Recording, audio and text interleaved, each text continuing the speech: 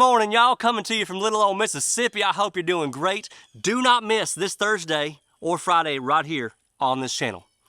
I'm doing a video that I only dreamed about doing years ago with my hero. If you know me really well, you know exactly who I'm talking about. I ain't gonna give it away. A lot of people are gonna have some guesses, but you'd be wrong. This man has made it a tremendous impact on my life and showed me the way. We're gonna have a discussion that you do not want to miss whatsoever. Probably going to be a discussion that I'll rewatch for the next 10 or 20 years. But it could truly be one of the biggest videos we've ever done. I'm very excited for it, and the reason I mention it because I do not want y'all to miss it whatsoever.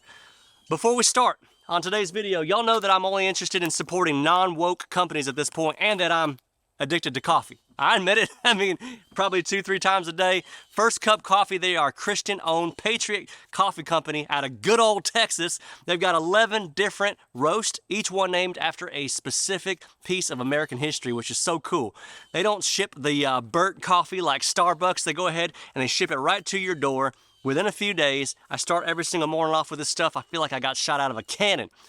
Just a very, very good tasting coffee. Go to firstcup.com, use code BUDDY, get 10% off. If you subscribe, they're actually going to give you another 10% off. So that's awesome. Stop drinking woke coffee, okay?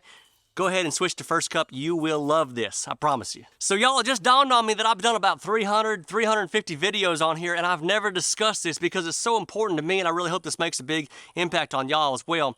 But we as Americans and all over the world have neglected and completely stopped family meetings. This means the whole entire family gathered up in one room, phones on silent, phones in another room. Don't even let them be in sight blinking at you, shouting at your kids for their attention because you ain't going to get 100% of it.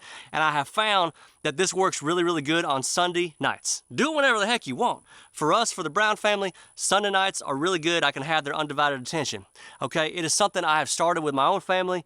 I've got a clipboard. I've got an outline of the things I want to talk about in advance. Dad, that's your job, man. Look, we've gone 2 minutes before. We've gone 2 hours before. But doing this really, really heightens the bond between you and your family, and even probably more so than meal, I think, just sitting down and eating a meal, because nobody has anywhere to go or look at besides, you know, your family sitting there having a conversation and making it happen. Think of this as like a system update on your computer. You need to add a few things, right? Every now and then just to stay current. And every single day we're getting closer and closer and closer to the Great Reset. We're only as strong as our weakest family member. I really believe that. So we got to be locked in. We got to stay locked in. This stuff was commonplace in the American family about 50 years ago, y'all. But, you know, to quote the Joker from The Dark Knight, what happened? Did your balls drop off or something? Lead your family, man. If you love them, you will lead them. That's what I've always said. Here's a couple things that y'all can go over when you sit down with your family to do this. Easy stuff, okay? My first memory of a family meeting is a fire drill. I was about 4 years old. Dad showed me. I was upstairs. If a fire happened, this is how you get down. If the staircase was on fire, this is how you get down and out the window safely to me, where I'll catch you if you can't get down the stairs. Simple meetings like that. And move it over to safety issues of life, or I also like to address the trends in America and call out the world and what it is versus what your family is, where the line is getting to get drawn, and let this be a good time to let your kids know what the expectations is. I mean, I always send the boys out the door, and I say, Sam, what's your last name? Wyatt, what's your last name? The reason I do that is last name is supposed to carry honor. Don't dishonor the family name.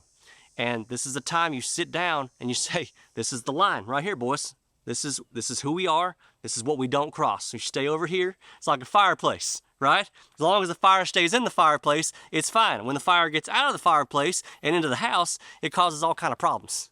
All right, pro tip, if you've got elementary or junior high or high school kids, you're going to have to prime the pump. What I mean by this is they're on these stupid phones every single day.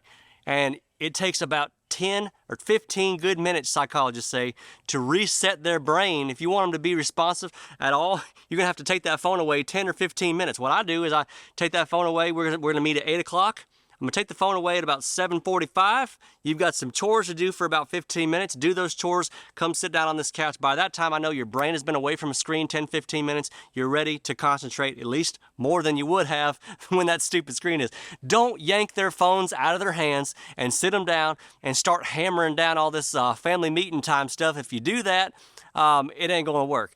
Now here's the thing I want to get through to y'all. Family meetings ain't for cool points with your kids. Matter of fact, they're probably going to think you're very, very uncool for trying to do this. But I also know that there's tens of thousands young men and young women growing up right now all across the world that don't have any kind of role models or family, man to look up to or woman to look up to whatsoever. And they would have killed if their mom and dad just would have given a crap enough to just sit down and talk like this on Sunday nights.